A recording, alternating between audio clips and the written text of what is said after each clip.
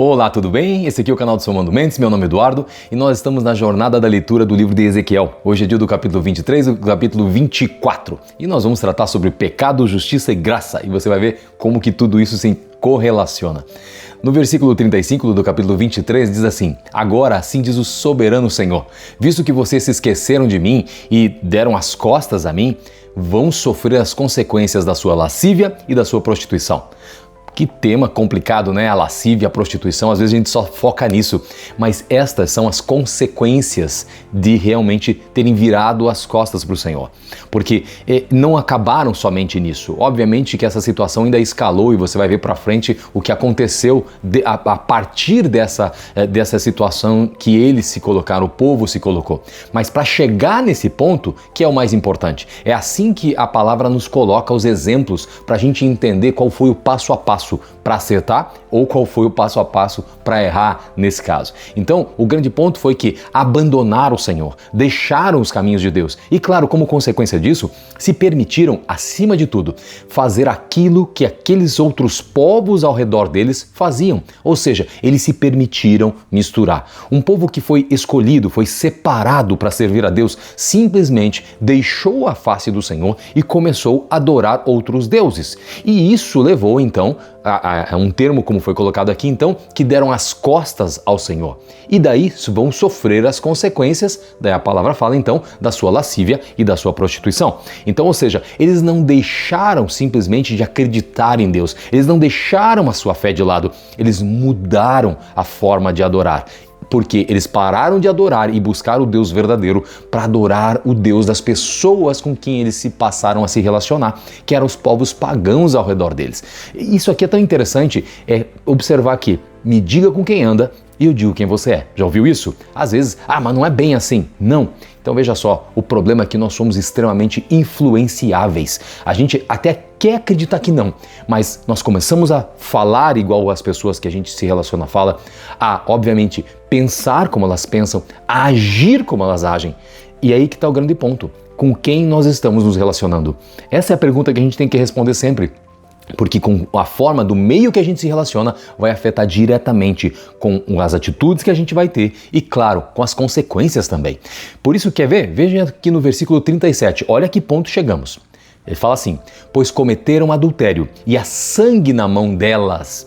Cometeram adultério com os seus ídolos, até sacrificaram os seus filhos, que elas geraram para mim.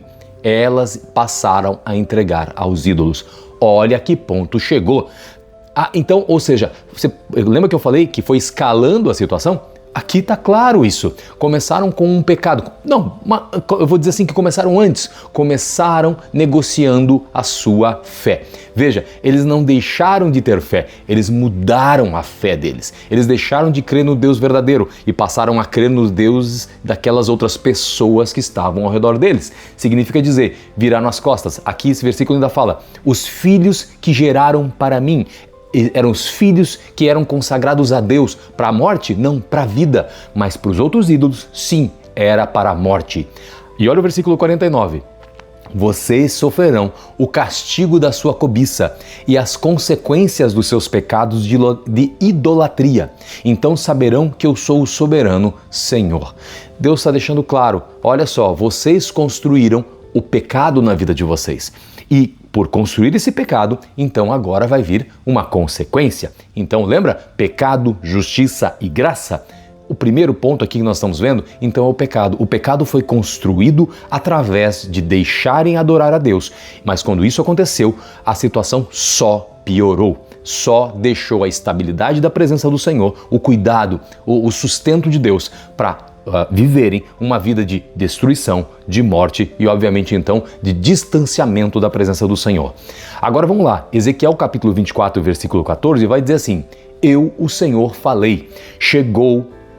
Agora, veja só, chegou minha hora de agir. Há um momento em que a justiça vai acontecer. Não me conterei, não terei piedade, nem voltarei atrás. Você será julgada de acordo com os seus caminhos e as suas ações, declara o soberano Senhor. Olha que ponto.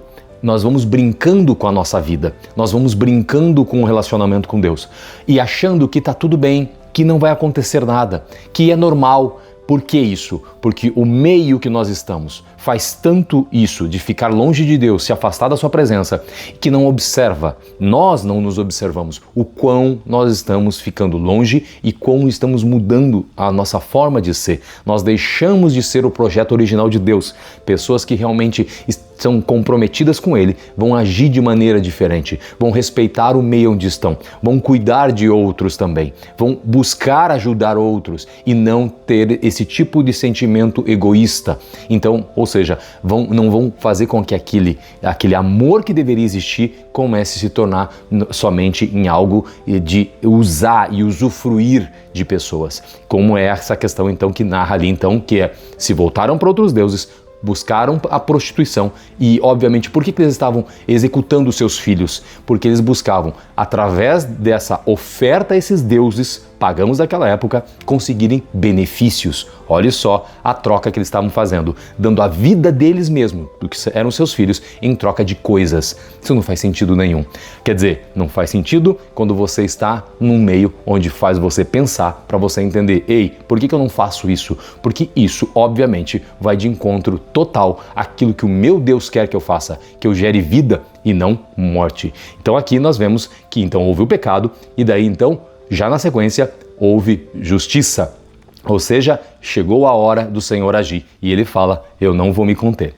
Agora, vamos seguir então, nesse contexto, em João 1, capítulo 1, do versículo 16 ao versículo 17, olha só o que fala, porque todos nós temos recebido da sua plenitude e graça sobre graça, porque a lei foi dada por meio de Moisés e a graça e a verdade vieram por meio de Jesus Cristo. Então veja, o pecado trouxe a justiça. Agora, por que eu trouxe esse texto então de João lá do Novo Testamento? Para mostrar que eu já pequei talvez não, com certeza. E a justiça de Deus também é totalmente certa e correta sobre a minha vida. Mas eu encontro em quem? A possibilidade de eu voltar, de eu deixar aquilo que estava de errado e começar uma nova caminhada. Isso eu só encontro em quem? Em Jesus Cristo. É sobre isso que o texto aqui de João está falando. Então, ou seja, nós saímos do pecado, nós fomos para a justiça, mas agora a gente consegue interrelacionar esses temas através justamente de Jesus. Então, olha só, havemos de pecar porque não estamos debaixo da lei? E se sim, da graça? De modo nenhum. É uma vez libertados do pecado, foram feitos servos da justiça. Agora, porém, libertados do pecado, transformados em servos de Deus, o fruto que vocês vão colher é para a santificação. E o fim, nesse caso, é a vida eterna. De onde que eu estou lendo isso? Apóstolo Paulo falou exatamente isso, lá no livro de Romanos. Ou seja, nós começamos a caminhar na direção de Jesus, nós mudamos a nossa forma de agir. Nós entramos numa nova experiência, num novo nível de relacionamento com Deus, através, obviamente, de Jesus. Tudo começa com esse processo de sermos, então, justificados em Cristo Jesus. Para daí nós passarmos por um processo, então, de santificação, como diz lá em Hebreus 11, sem então a questão de santificação, a gente não consegue nunca ter a possibilidade de ver a Deus. E para depois então entrarmos num nível de glorificação. Por isso que em Cristo Jesus esse processo se estabelece, mas nós precisamos reconhecer a nossa falibilidade, nós precisamos reconhecer as nossas fraquezas, o quanto a gente se desviou do projeto inicial e nos voltarmos. E claro, sozinho a gente consegue? Não consegue. Por isso que temos o Espírito Santo de Deus, que vai nos ajudar nessa caminhada de transformação. Se esse é o teu caso, eu diria para você, começa agora. Eu não sei em que ponto você está, mas é um momento exato para Deus usar você para a transformação. Então, se você precisa ter esse encontro novamente, esse é o momento perfeito para orar e aceitar Jesus novamente na sua vida e começar uma nova caminhada. Se você já está na caminhada, ótimo, fortaleça a sua fé e ajude outros nesse mesmo propósito. Fazendo o quê? Compartilhe esse vídeo também para abençoar outras pessoas. Lembre de uma coisa muito importante. Leia a Bíblia e se liberte. Se Deus quiser, estaremos juntos num próximo vídeo. Deus abençoe você e sua família. Até mais!